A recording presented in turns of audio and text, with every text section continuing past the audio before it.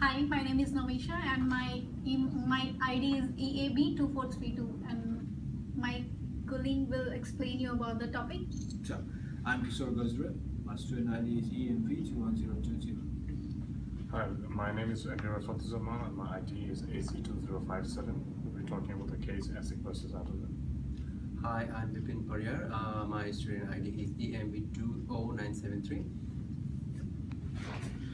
Hi, this is Saiful Islam. My student ID is STN2028. Perfect. Today we'll be talking about the ASIC versus Adler case from 2002. In this case, the Australian Securities and Investment Commission, or ASIC insert, is the plaintiff, and Rodney Stephen Adler, Ray Williams, and Dominic Fedora are the defendants. In this discussion, we'll be representing the plaintiff. First, we start with a brief overview of the case. In June 2000, Rodney Stephen Adler was the non-executive director, Ray Williams was the director and the chief executive officer, and Dominic Fedora was the director and the financial controller of HIS. On 15 June 2000, Adler requested and Williams and Fedora arranged the advance of $10 million from a wholly owned subsidiary of HIS, HISC, of which Williams and Fedora were also directors and Adler was held to be an officer, to Pacific Eagle Equity Private Limited, or PEE, a company newly formed and controlled by Adler for the stated purpose of making profitable trades and investments for HISC. During the next 15 days, PEE purchased HISC to the value of approximately $3.9 million. ASIC contended that Adler's purpose in purchasing these shares was to support HIS share price for the benefit of his personal HIS shareholding. On 7 July 2000, the Australian Equities Unit Trust, AEUT, was established by execution of a trust deed, and PEE was appointed as a trustee. Units of different classes were issued to HISC and Adler Corporation, a company controlled by Adler. The $10 million investment by HISC, including the HIS shares purchased with it, then became part of the trust. The HIS shares were subsequently sold on 26 September 2000 for a loss of more than $2.1 million. Between 25 August 2000 and 26 September 2000, Adler caused AEUT to buy from Adler Corporation certain investments in unlisted technology and internet companies, namely D-Store Limited, Planet Soccer International Limited, and Nomad Telecommunications Limited, at cost.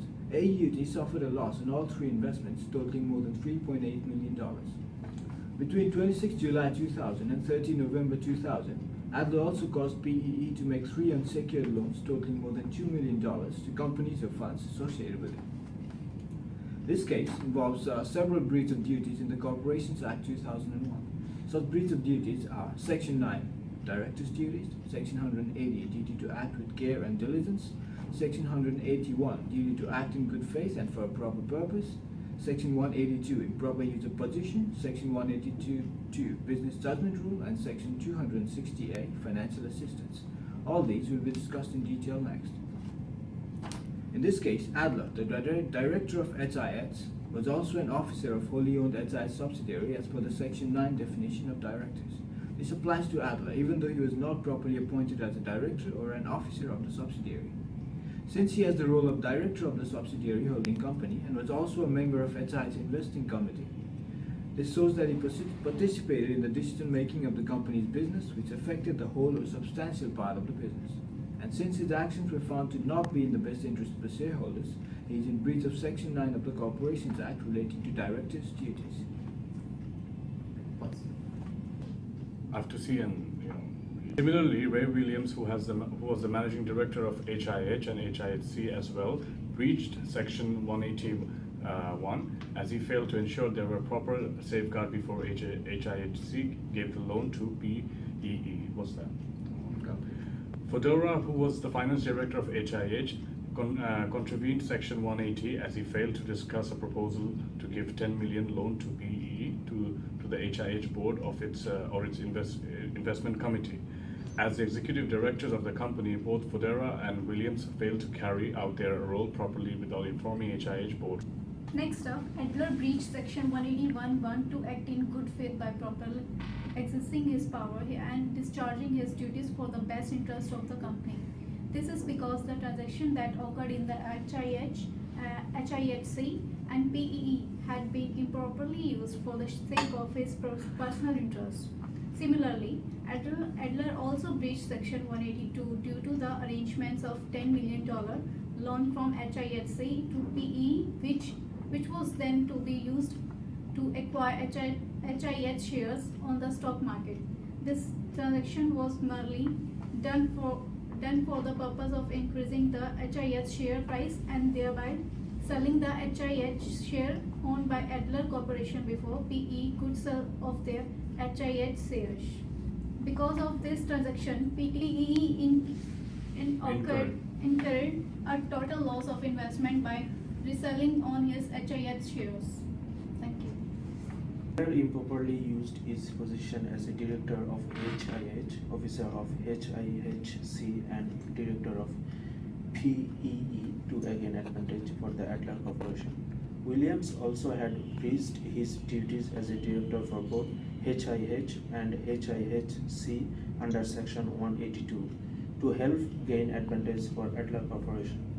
This is because Williams used his position improperly by authorizing the 10 million loan payment without proper approval from the HIH Investment Committee, which he was required to disclose under the HIH as investment guidelines. Finally, the Section 260A clearly states that a company is restricted from giving financial assistance to a person to buy its own share in the stock market as it will cause material prejudice. By analyzing the case of ASIC versus Adler, it can be seen that Adler, who has a controlling PEE, was clearly his breach of Section 260A by giving financial assistance of PEE through HIHC, a subsidiary of HIH, which is also a company controlled by Adler. This financial assistance given to PEE was then used to buy the HIH shares on the stock market. All these evidences that we just heard point to the fact that Adler and Co. breached a number of sections of the Corporations Act, and for that reason we believe that the defendants are definitely guilty in this case, and ASIC is in the right.